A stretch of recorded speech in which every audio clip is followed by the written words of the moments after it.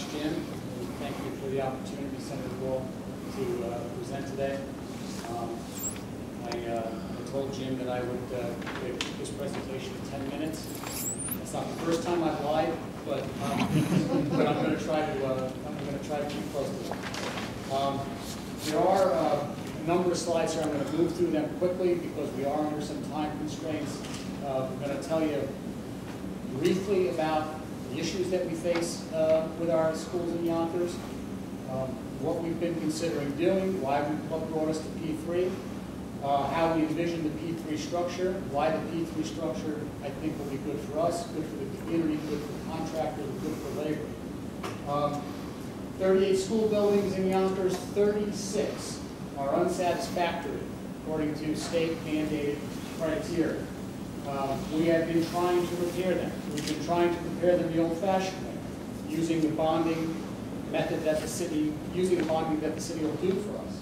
A $300 million problem 5 years ago, after $110 million of repair, has become a $500 million problem. That means we are not repairing the buildings faster than they are decaying.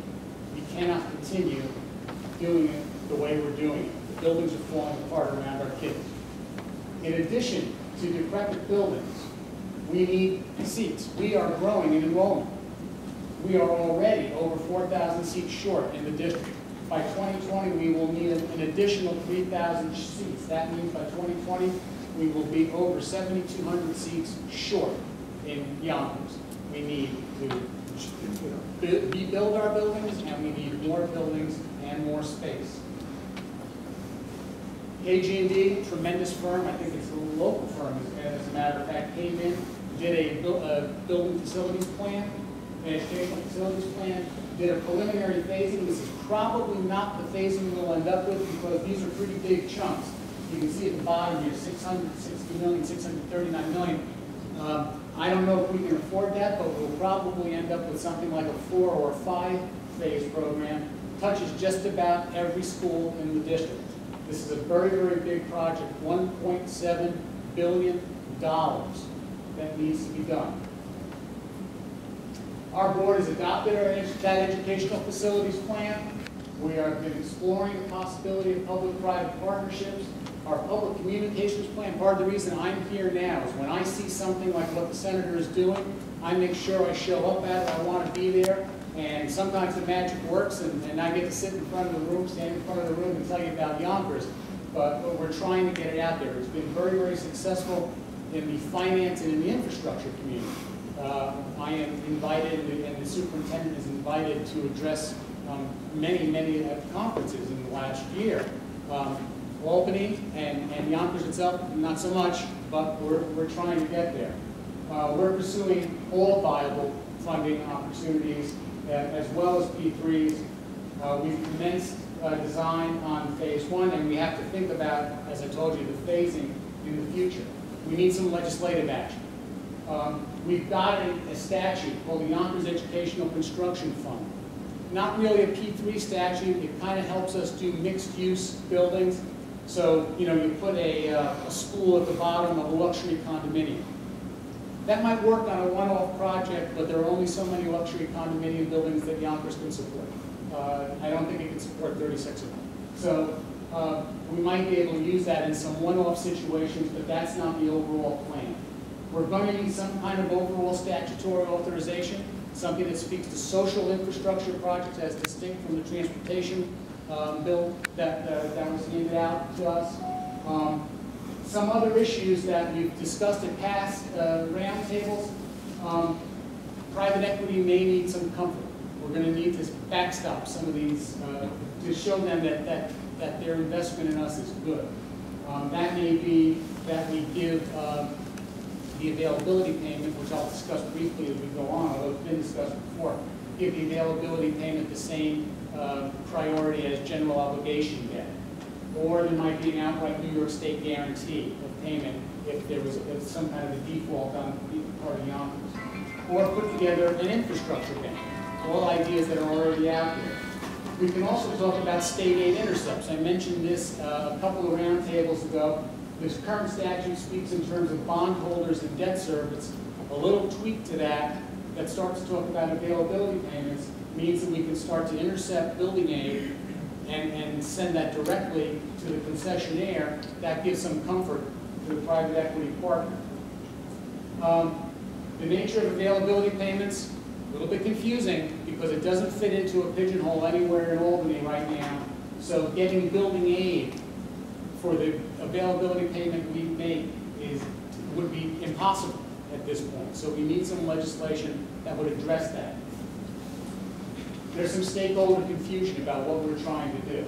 People don't completely understand the difference between partnership and privatization. I'll show you in another slide more graphically, but we're not giving up control of the buildings. We're not giving up control of the instructional program. What we're giving up are the things that we don't do very well, which is huge construction projects. That's not what we're in business for. We're in business to provide instruction for children, not to take on huge construction projects. A lot of the other P3s that we've talked about have alternate or external revenue sources, tolls, for example.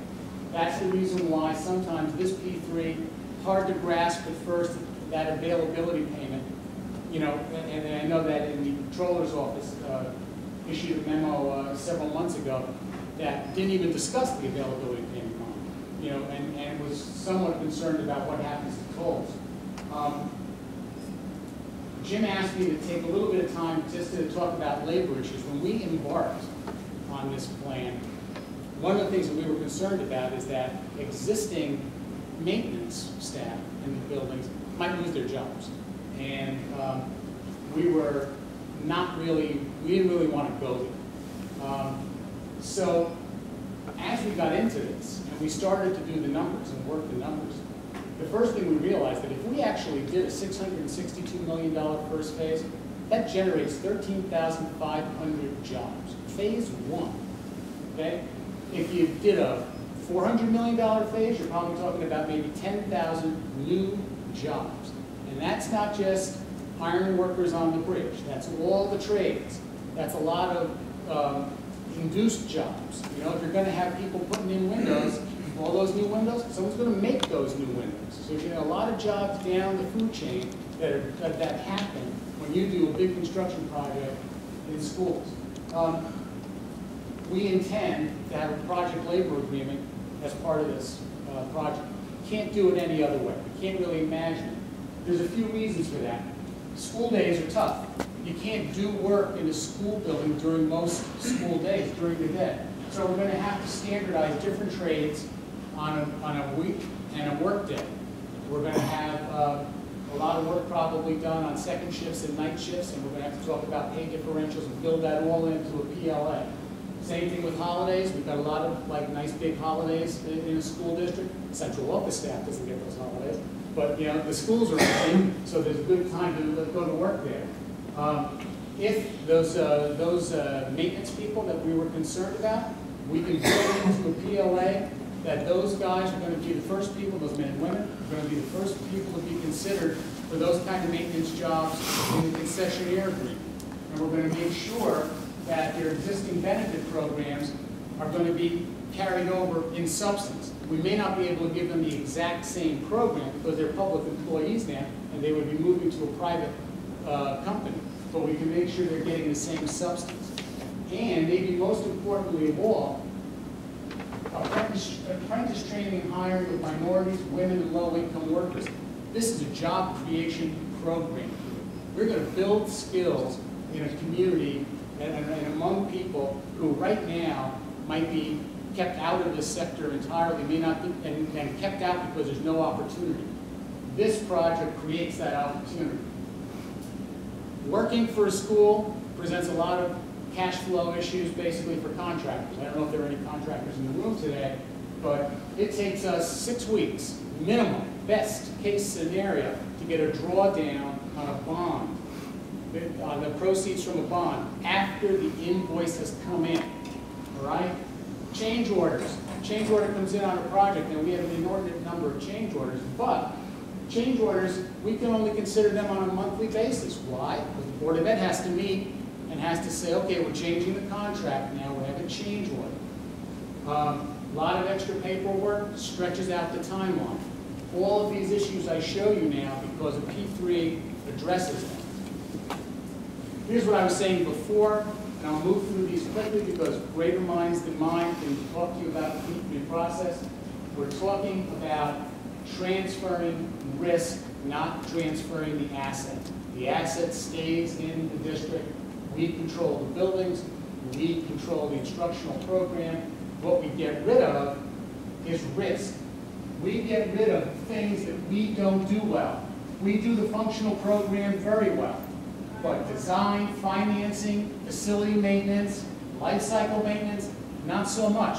Part of the reason for that is we've had to take tremendous cuts in the last few years. We've reduced our facility staff. We don't do this well anymore. Good people, smart people, well-intentioned people, not enough people to do it. So we shift those risks. We still retain control of the functional program. We know what we want these buildings to do. We know what we want the outputs to be. But get rid of these risks, okay? Move them over to the private sector who does it better than us and does it more cheaply than us. And where the arrows are pointing to are places where we can find particular value for money, which is a term of art in the P3 language. Basically, and I'll show you in a second, but value for money means that you're doing it already and you can shift it over to the private sector. There's a value attached to it. You're going to save some money there, and that's the value for money. This is just a spectrum of P3s. Lots of ways you can do a P3. The extreme left-hand side, design, bid, build, milestone payments, public funds, where we are now. The highlighted graph is where we think we want to be. The design, bid, build, finance, and maintain with an availability payment and funding from private equity. This is the value for money, basically, that I was talking to you about. When it comes down to straight financing, probably not a tremendous amount of savings, if any. It's hard to beat municipal bonds, even Yonkers municipal bonds. When you get up to the shifting the cost of what we're spending now on contracted services and what we're spending now on facilities and maintenance, that's where the private sector does it better than us. That's where we can save a little money. But it's not all rosy. We're not spending enough money now. That's why we got into the trouble that we're in. So any P3 that we do, even though we're going to be doing it in all likelihood at less cost than a typical public project, with typical public financing and building, we still have to get into that green sector. We're underspending, so we're going to need some additional revenue from some sources to help this P3 work. This is a typical P3 model. This is something that contractors do. I told you before about the contractors and late payments and then not, getting paid on time and in a timely way. Yonkers Public Schools would make an availability payment to a special purpose vehicle. In this case, it's called a concessionaire. Okay? The contractors deal with the concessionaire. They don't have to wait for the Board of Education to meet. They don't have to wait for a drawdown on the bond when they complete their work. They have a contractual relationship with the concessionaire. Great, Joe. Where does the money come from for the availability payment? State funding. Yonkers happens to have a property tax. Yonkers has a sales tax. Yonkers also one of the cities in New York State has an income tax. Yonkers also is one of the few cities in New York State that has a racino sitting on it. There are places we can go to find whatever extra money we may need to support that availability payment. This is exactly the same chart, but with this little addition down here to show that even though we do P3, we can still do some bonding if we need to for one-off projects. We need to build a wall, we need to build a sidewalk or something like that. We may not need to plug into the entire P3 process, but we might be able to run along here and still have the contractor leverage some of the efficiencies we've already realized with the P3. As I said before, you put the P3 in, cash flow issues to the contractor disappear. Waiting for change orders, board gone. As in the paperwork and the timeline, it gets cut down significantly. I'm not going to read this whole slide. This is the last one, Jim. But the bottom line here is really the last line. You build good schools, you create good jobs, it makes stronger communities. That means more people want to work and want to live in Yonkers and in New York State. This is economic stimulus that sticks, and it does what it's supposed to do, rebuilding these schools. Thank you for the opportunity, sir. I don't know how I did on time, too.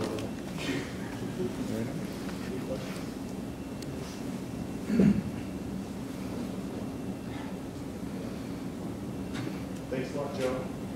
What we'll do now is we'll move into the portion of the transportation